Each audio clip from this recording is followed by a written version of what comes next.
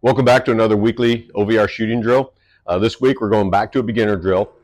The nice thing about this beginner drill we're about to do, it's called a 10-10-10, is realistically you can do this even if you're an advanced shooter. It's not just for a beginner, and for the most part you can do it at any range. There are some ranges that limit how fast you can shoot. So, my answer to that would be ask for forgiveness. Do it. As long as they don't say anything, go for it. So 10-10-10 is 10 yards, 10 shots in 10 seconds. Now you might be thinking, how can an advanced shooter do this and say that it's a beginner drill? Well, it's easy.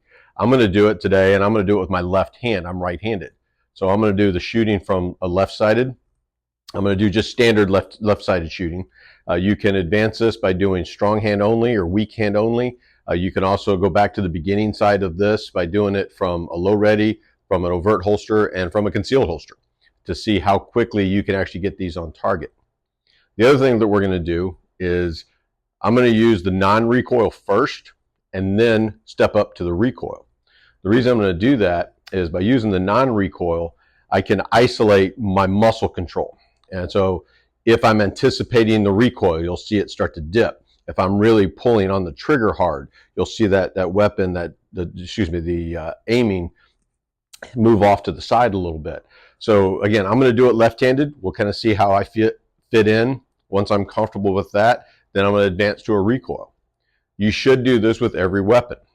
Some people argue that, well, a 9mm recoil is the same. Well, it doesn't. It depends on the size of the barrel, the size of the weapon itself, the porting on it. Every weapon recoil is a little different. So you have to be able to control that recoil and get that sight back on target as quick as you can to get good, accurate, good grouping. So on this 10-10 drill, I did it left-handed. Again, I'm right-handed. And if you look at the target itself, overall my grouping is good, which means my muscle control is pretty good. So, that was with the non-recoil weapon. So now I'm going to go ahead and advance up to a recoil. You could make a little bit of argument that it's shooting maybe a little left, so I maybe pulled my finger a little bit. But for the most part, they're all pretty much right on top of each other. Now I'm going to do the same drill again left-handed, but I'm going to purposely pull the trigger harder, and you're going to see how that target, how the accuracy shifts a little bit as I shoot.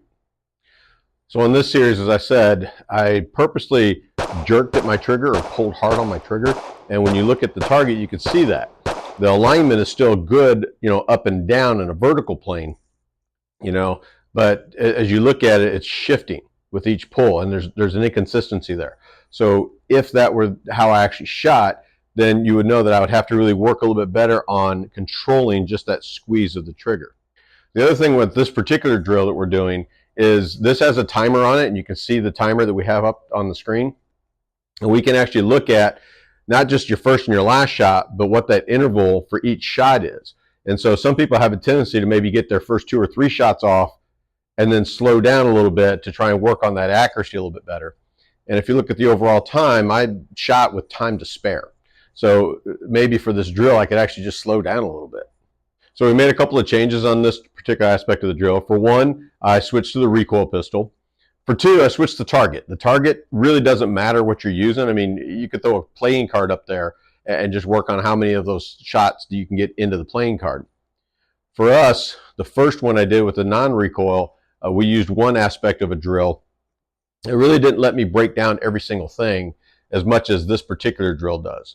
So in this one, I can break down every single shot and actually look at each individual shot and see which ones I actually shot left and which ones were on target.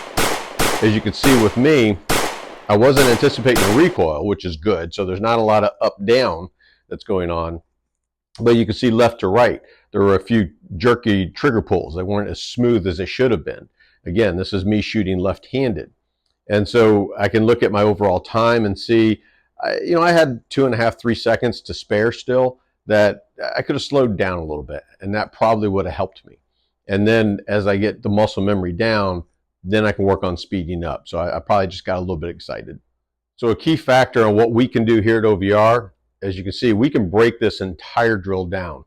And by breaking it down for me, shooting left-handed for this 10-10-10 drill, my first shot, I obviously rushed it. And I got it on target, and that's when I really jerked that trigger. But then you can see each subsequent shot got a little closer, a little closer, a little closer to that dead center. And then I sort of settled down and got everything sort of within that grouping at that point. So again, for me, the biggest thing is not to rush it. There's plenty of time to spare, and to get that target, nice smooth shot on that first shot, and then just maintain that.